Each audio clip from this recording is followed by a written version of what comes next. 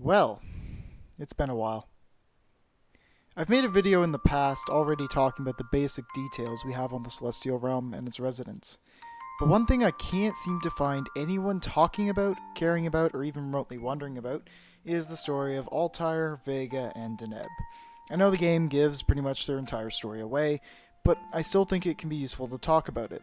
I, for one, lost track of some parts of the story as I played through the game the first time, mostly due to the one error their story has, and that is being that it's spread out a bit too far, like butter over too much bread. I ended up forgetting parts and not understanding the story later as it came along.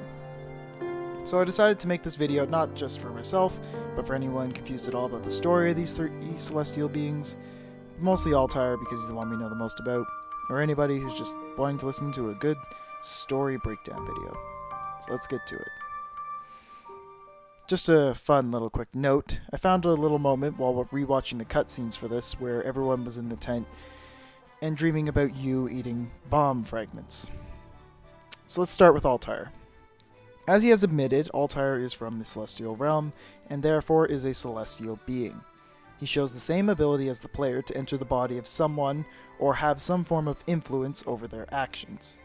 He is brought into Tiz's lifeless body at the beginning of the game by the Soul Stone, which no one knows how that works. They probably should have read the instructions. Anyways, Altair gets dragged into Tiz, bringing him back to life because he is soulless and the player is currently following you around, not Tiz. Along with his signature vegetable metaphors, since he would never eat them back in the Celestial Realm, Altair makes his presence known very slowly and carefully, giving the party hints as they get stuck in situations. He uses the purple pen to leave notes in Yu's journal, and talks to you when they're alone. Sounds creepy, like a possession, but he meant no harm. Or creepiness. Probably. Hopefully. Then we have Old Sagitta as well. This is where we first actually hear of Altair before we know it's him. There are 3 articles or reports that the party finds in the ruins of Old Sagitta, the first being the celebration at the completion of the spatio-temporal compass, or the space-time compass. It also says that he worked for the Dimensional Bureau, which seems to be the organization Ringabel may be working for currently. Anyway, Altair made time travel a thing, whoop-de-doo. The next tablet mentioned that the compass was stolen, and that the leader of the base it was stolen from appears to be the original founder of the Sagitta people, if that makes sense. This old Sagitta guy basically said that his people would forever defend Luxembourg against the Balls to atone for his sin of failing to keep the space-time compass safe. I'll talk more about the theme of sin in another video possibly in the future. The third tablet was about Altair's death at the age of 34. Now this is very strange, as that's pretty young for such a genius, although they do say the good ones die young. Especially one who invented the soft-boiled egg cooker, pressure cooker, sewing machine, safety razor, stethoscope, anesthetics, artificial limbs, microscopes, suspension bridge, windmills, water wheels, threshing machines, furnaces, dock designs, sailing vessels, cruise ships, gunpowder, small firearms, automatic firearms, torpedoes, armored vehicles, battleships, and the airborne battleship Sagittarius. I think we can all agree that Altair is either a freaking genius or just stole all these ideas when he took them to Luxembourg from our realm. Then Altair finally appears to them by commanding Tiz's body, and when Geist the Bloody appears and starts attacking Sagitta Village, he helps them out by revealing that Geist's undo ability is just a small manipulation of time, and through flooding the battlefield in SP, the energy of time, it weakens the undo ability enough to allow the party to beat him. Afterwards, Altair reappears a few times to the party, continuing to lend his aid. Now let's actually talk about his past. Those were just his appearances, and up to this point, we don't know a lot about him.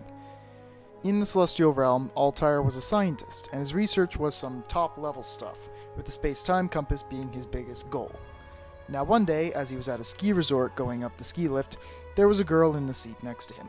On the way up the lift, blizzard strikes, and the lift gets stuck. Altair reached out to a nearby tree, plucked a magnolia for the girl to calm her down, and though she was thankful, he never got her name.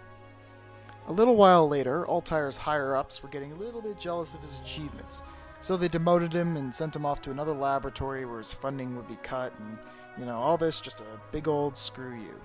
Well, obviously, Altair got pretty pissed over this and ran out into the acid rain that the celestial realm appears to have from years of heavy industry. But then, as if by fate, the same girl appeared again and shared an umbrella with him to save him from the rain. They talked, and now enter Vega. She turned out to be working in the same lab as him, and that made things better. Together, they worked on the space-time compass, but never finished it. One summer, Altair asked Vega to go to a carnival with him, where he admitted that he loved her, to which she told him the same.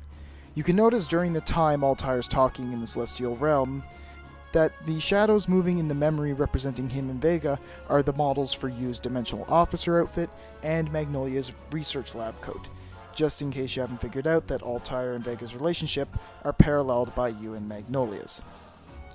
And then they became a couple. Finally, winter comes, or so as it seems during Altair's explanation of the memory in Via Celestio. They went out to dinner, and Altair made the big move and asked her to marry him. Though they were in love, they still worked hard as scientists, but most of their money that they earned just went back into their research, and so Altair could never afford a ring for her. He felt guilty about this, but Vega told him it was fine, his love would do. Now we reach the climax of their relationship. The celestial realm was apparently in danger of being destroyed or something, so everybody was leaving and escaping. The day before they were to leave, Altair had finally saved enough extra money to buy Vega a ring, and he gave it to her that day. The next day, though, as they were boarding a ship to head to a safer world, a place by the name of Luxembourg, something happened and Vega did not make it on the ship. Heartbroken but unable to do anything, Altair continued off to Luxembourg with his fellow voyagers, where he became a genius for being the next Billy Mays. While spending his time in Luxembourg, he completed the space-time compass, but then passed away from colonic disease. But his love for Vega allowed him to remain in spirit, just as Vega's love for him kept hers going as well. Then Providence came across Vega, and her spirit remaining, and used her feelings of loss and despair, combined them with her precious memories of her and Altair, to create the balls. Eventually, though, the party made it to the celestial realm, beat the crap out of Providence, saved her. The end, everyone's happy. Except for Tiz, who basically died because Altair had left his body. Until Deneb, Altair and Vega's friend, who turns out to be the narrator of the game and the adventurer, randomly shows up to show her gratitude by traveling back in time to give Tiz the Hourglass and Bravely Default, which explains how it got from the moon in second to Tiz at the start of Default, and then bringing him back to life with the power of dreams, I guess, or something. And Altair and Vega just up and left, just like that. Poof. But I suppose that's fair enough. After all, they were separated for so long, I don't think they should ever be torn apart again. Now, this probably won't come as a surprise, but Altair and Vega's story and names come from an old Japanese festival called Tanabata. It is a celebration of the meeting of two old folktale deities, Orihime and Hikobashi, who are represented by the stars, Vega and Altair. Yes, stars. The story of these two, though, is also similar to the events of Second. Basically, Orihime used to make clothes by the bank of a river, and worked all day every day, and was sad that she could never meet anyone because she was so busy. Then one day, her father arranged for her to meet Hikoboshi, a cowherder who lived on the other side of this large river. They met and immediately fell in love. However, they became so distracted while they were in love that Hikobashi's cows accidentally strayed all over the heavens, and Orihime stopped weaving clothes, making her father very angry and making him separate them across the river. They were only allowed to see each other on the 7th day of the 7th month every year, and on the very first time they found that neither could come across the river due to the fact that there was no bridge there. But a group of magpies came by and promised to build a bridge with their wings for her to cross. Magpie, huh? It's things like these that make the Bravely games so great. Wonderful characters with fleshed out backgrounds and history, and then connecting the player into that universe and also taking from our world and history as well. Altair is easily one of the most interesting characters of the series, and I hope to see more like him in the future.